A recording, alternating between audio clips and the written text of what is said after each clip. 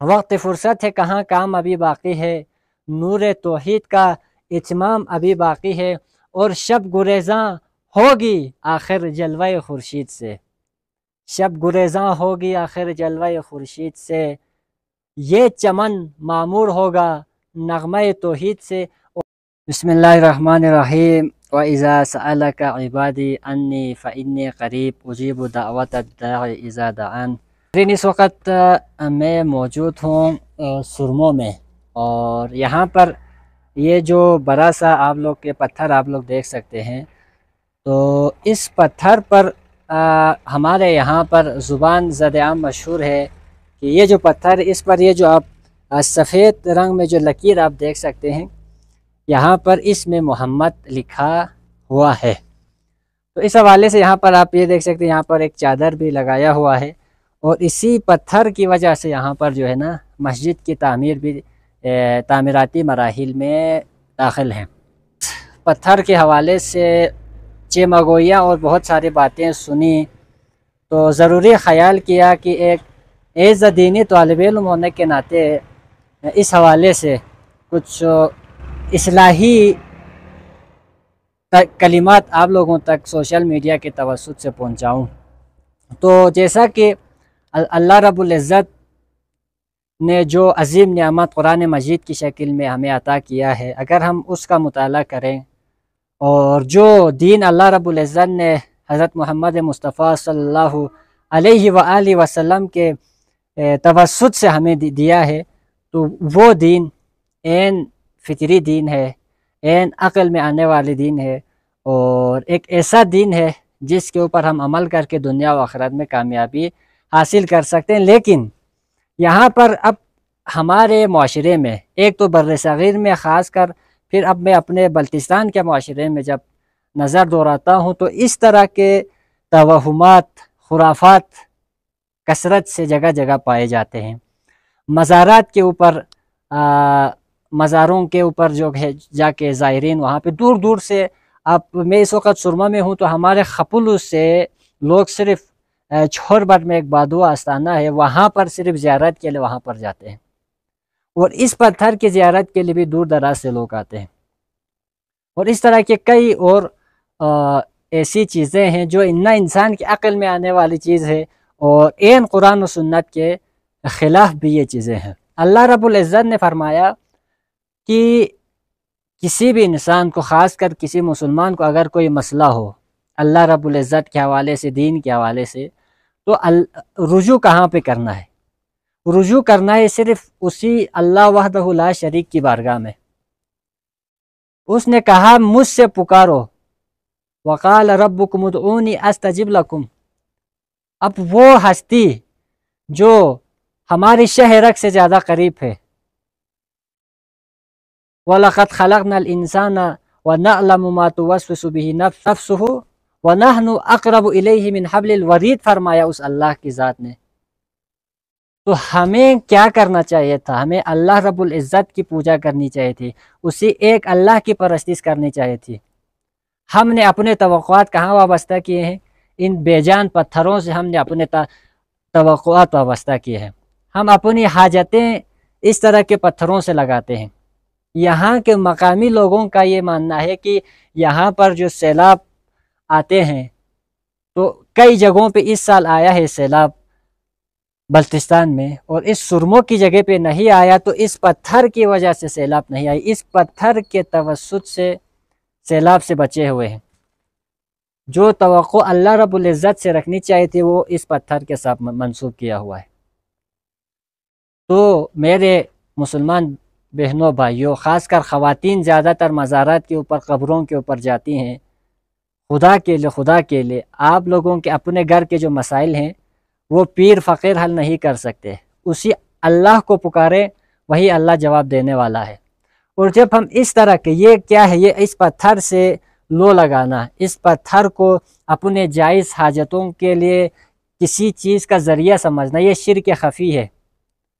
جب ہم شرک کے اوپر بات کرتے ہیں، توحید کے بارے میں بات کرتے ہیں، تو عوام تو کجا، ہمارے علماء بھی ناراض ہوتے ہیں، خفا ہوتے ہیں کہ ہمارے معاشرے میں کوئی شرک ہی نہیں ہے، آپ لوگ توحید کا نعرہ کیوں لگاتے پھرتے؟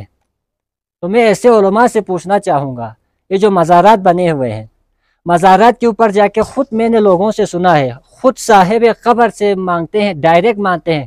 آپ لوگ وسیلے کو بیچ میں لاتے ہیں، وسیلہ بھی نہیں کرتے۔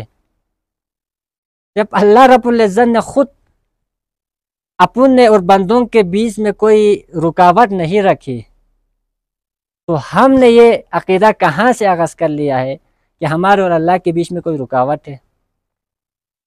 یعنی ہمارے کہنے کا مطلب یہ ہے کہ اللہ رب العزت ڈائریکٹ ہماری بات نہیں سنتا۔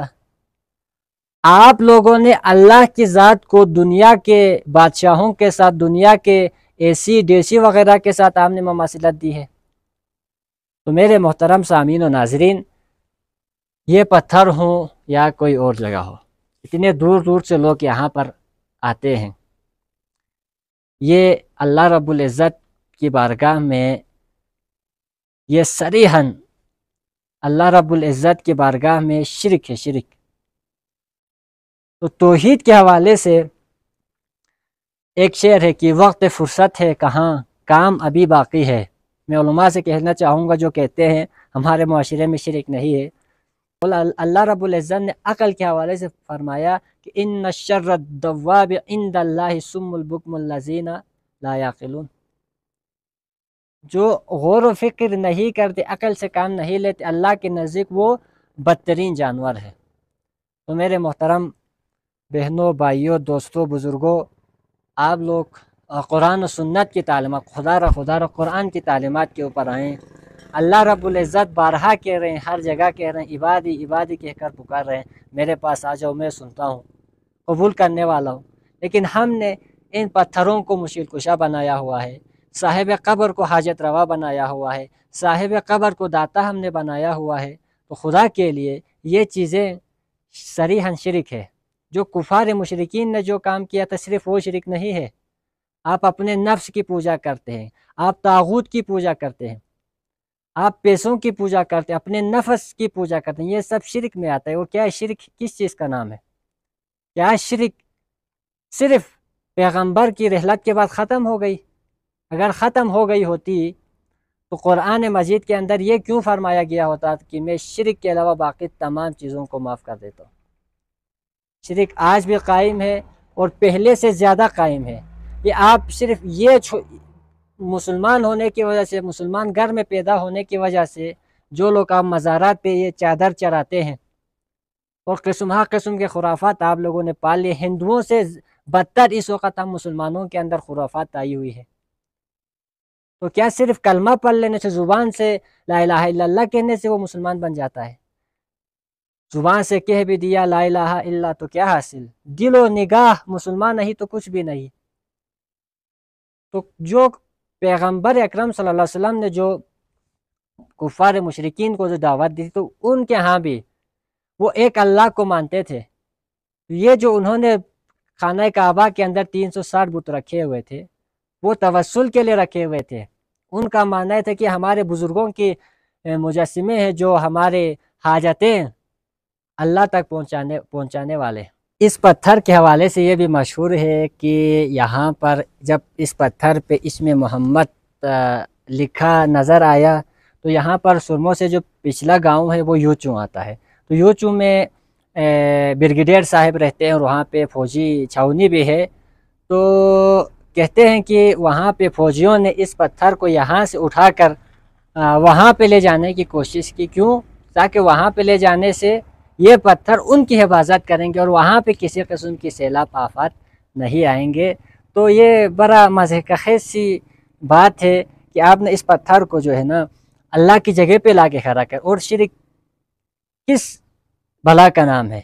یہی تو شرک ہے کہ آپ نے اس پتھر کو یہ سمجھا ہوا کہ اس پتھر کی وجہ سے سیلاب نہیں آ رہی، آفتیں نہیں آ رہی، اور یہاں پر آ کے چوم چاٹ کے۔ اب یہاں پہ ایک پہلی بات تو یہ کہ یہ ایک پتھر ہے اور اس پتھر پر کچھ سفید لکیر سے کچھ نشان بنی ہے، اس میں محمد نہیں لکھی ہوئی، لیکن اب لوگوں نے ایک مشہور کر دیا یہاں پہ اس میں محمد لکھی ہوئی۔ فرض کر لیں اگر یہاں پہ اس میں محمد لکھا بھی ہو تب بھی اس پتھر کا یہ مقام نہیں بن جاتا کہ آپ اس کی پوجا کریں، آپ اس کو حاجت روا سمجھیں، آپ اس یہاں پر آ کر اس کو چومیں چاٹیں۔ اور اس کو باقاعدہ تبرک اور برکت کا وسیلہ سمجھیں، تو یہ چیزیں کیا ہے؟ یہی چیزیں ہیں جن چیزوں سے اللہ کے رسول نے منع فرمایا۔ اللہ کے رسول نے خود اللہ کے رسول کی اپنی ذات کے ساتھ کسی شرک کو وابستہ کرنے سے روکا ہے، تو کسی اور ہستی کو کی کیا مجال ہے کہ ہم اس کے نام پہ اس کی پوجا کریں یا خدا کی ذات کے ساتھ اس کو شریک ٹھہرائیں؟ تو میرے محترم ناظرین، یہ پتھروں پہ محمد لکھا دیکھنا، بادلوں پہ اللہ لکھا دیکھنا، تربوز پہ، خربوز پہ، سیب پہ، پیاز پہ، لہسن پہ، روٹی پہ اس طرح کے اللہ، محمد، علی، فاطمہ، حسن، حسین ڈھونڈنا چھوڑ دیں خدا کے لیے۔ یہ ہماری ایمان کی کمزوریاں ہیں۔ انہی ایمان کی کمزوریوں کی وجہ سے جو آپ سمجھتے ہیں آفتیں آتی ہیں آپ کے گناہوں کی وجہ سے، تو سب سے بڑی گناہ یہی شرک ہے۔ آپ کے عقیدے میں خرابی آئی ہوئی ہے۔ اپنا عقیدہ، ایمان سب سے پہلے درست کر لیں اور عمل کے پروسیس سے پہلے گزریں۔ یا ایھا الذین آمنوا آمنو جو ہو کہا گیا ہے، ایمان والو ایمان لاؤ، تو سب سے پہلے ایمان کی تجدید کیجیے آپ لوگ، اور اس طرح کے بدعات و خرافات سے اور شرکیہ اس طرح کی حرکتوں سے باز آ جائیں خدا را، اور اس طرح کی چیزوں کے ساتھ اپنے ایمان کو وابستہ کر کے حاجت روا سمجھنا چھوڑ دیں۔ کیونکہ اگر توحید کا معاملہ اگر کلیئر نہ ہو، عقیدہ ایمان کلیئر نہ ہو، آپ کی باقی ساری چیزیں بے فائدہ ہے، فضول ہیں۔ سب سے پہلے بندے کا عقیدہ توحید ٹھیک ہونا چاہیے۔ بہت شکریہ۔